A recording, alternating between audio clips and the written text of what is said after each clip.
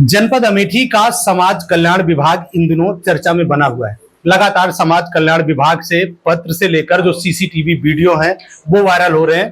कहा यह जा रहा है कि जो प्रधान सहायक हैं गोकुल प्रसाद, उनके द्वारा एक वीडियो वायरल किया गया, जिसके बाद लगातार वहां से पत्र निकल कर आ रहा है। और साथ ही साथ ये भी बताया जा रहा है कि पैसे का एक बड़ा मामला जो है वो समाज कल्याण विभाग में लंबे समय से चल रहा था।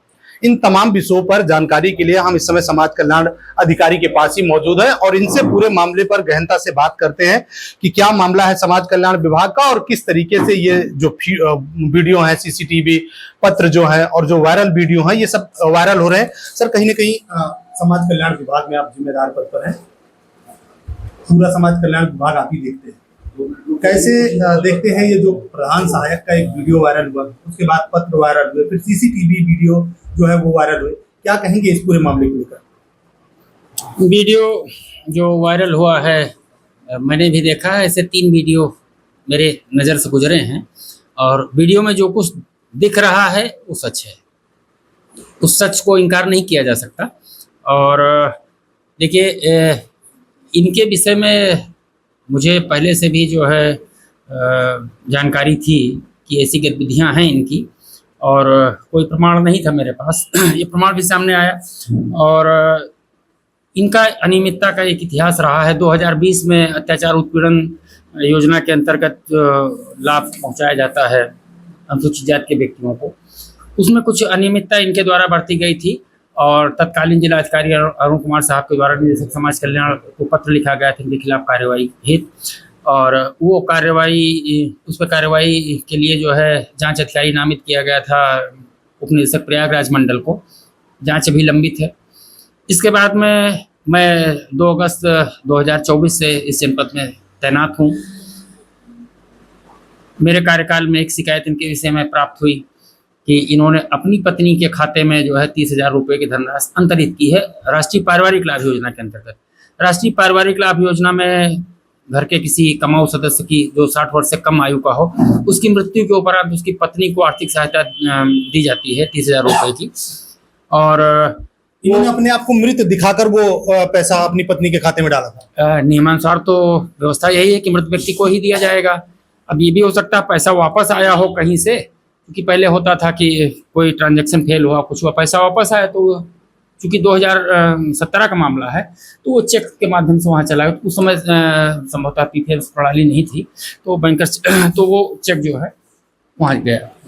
तो वो धनराशि जब शिकायत प्राप्त हुई और हमने उसको इनको एक पत्नी को पत्र लिखा, इन्होंने बैंकर्स चेक के माध्यम से इनकी पत्नी ने वापस किया और हमने उसको जो है कोषागार में विभागीय लेखा में जमा करा दिया। एक और मामले में ऐसी शिकायत थी, वो भी 30,000 रुपये मैंने जमा करा दिया है। 3 शिकायतें थी, उसमें तीसरे वाले की भी रिकवरी नहीं हो पाई है। और पारिवारिक लाभ योजना में अनियमितताएं हैं, क्योंकि 2010 विभाग में अनियमितताएं चल रही हैं। मैं विभाग की बात नहीं कर रहा हूँ, मैं जनपद अमेठी की बात कर रहा हूँ, इनकी कार्यप्रणाली की बात कर रहा हूँ। और चूँकि हमने अभी एक आंशिक परीक्षण किया था, एक पत्रावली, चूँकि पत्रावलियाँ सब इनके कब्जे में हैं, वो नहीं मिल पा रही हैं। और मैंने 2020-21 से लेकर के अब तक की सारी जो है बेनिफिशियरी की सूची, सारे जो है अत्याचार उत्पीड़न में जो पुलिस के प्रस्ताव प्राप्त होते हैं वो सब मांगे थे, वो अभी तक हमको नहीं प्राप्त कराए गए। और उस पूरे विषय को उससे ध्यान भंग करने के लिए, दूसरी तरफ मोड़ने के लिए, डाइवर्ट करने के लिए एक नया जो है आरोप प्रत्यारोप का दौर इनके द्वारा चलाया गया। और उसमें जो आरोप लगाए गए हैं वो विशुद्ध रूप से मुझे कमजोर करने के लिए, मेरा चरित्र हनन करने के लिए लगाए गए हैं। मैं इन सबसे विचलित नहीं हूँ। सवाल इसका है कि यदि आपका मामला इतना पुराना है तो अभी तक आप सो रहे थे क्या? गोकुल प्रसाद जो प्रधान सहायक हैं, उनके द्वारा जो आरोप लगाया गया है, ये आपकी कार्रवाई के बाद लगाया गया है? यस, चूंकि इधर जो है ये सब तो हो गया था, वापसी हो गई थी उसकी, जो है पारिवारिक लाभ योजना में जो इन्होंने पत्नी खाते में किया था उसकी वापसी मैंने करा ली थी और जांच वहाँ चल रही थी, चूँकि उप निदेशक प्रयागराज अयोध्या मंडल के उसमें, चूँकि हमसे उच्च स्तर का अधिकारी, जांच अधिकारी नामित, तो उस प्रकरण में हमने कोई तूल नहीं दिया। बट इधर जब हमने देखा तो 11 ऐसे लाभार्थी हमको मिले सरसरी तौर पे देखने पे जो अभिलेख मेरे सामने मेरी आंखों से गुजर गया, उसमें जब देखा वो गलती से ही आया, क्योंकि मेरी अभिलेखों को मुझसे छुपाने का प्रयास किया जाता, किसी न किसी बहाने से अब इस काम में व्यस्त है, उस काम में व्यस्त है। तो उसमें 11 ऐसे लोग थे राष्ट्रीय पारिवारिक लाभ योजना में जिनको 30-30 हजार रुपए साल में 2 बार भुगतान किया गया है। योजना में 1 बार लाभ देने की व्यवस्था है। ऐसे हमारे तमाम लाभार्थी रहते हैं जिनको समय से नहीं मिलता, हम अगले वित्तीय वर्ष में ले जाते हैं। आप एक ही वित्तीय वर्ष में 2-2 लोग दोहरा भुगतान कैसे कर दिए?